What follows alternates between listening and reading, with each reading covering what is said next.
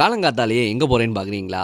என்னோட ஓலா 2 நாளைக்கு முன்னாடி நடு ரோட்டில் வச்சு என்ன செஞ்சுட்டு, நல்ல வேலை ஓலா டெக்னீஷியன் ஒருத்தர் இந்த சென்சார் கேபிள் தான் ப்ராப்ளமாக இருக்கும், அதை பிடுங்கி விடுங்க, அப்போ வண்டி ஓடும்னாரு. அதனால என்னோட வண்டி ஓடுது. ஆனால் சென்சார் கேபிளை கண்டிப்பாக மாற்றி ஆகணும்ல, அதனால நெடுதூர பயணமாக நான் ஆரலாமலி வர போகிறேன். இன்னும் நாகர்கோயிலுக்கு ஓலா ஷோரூம் வரலங்க.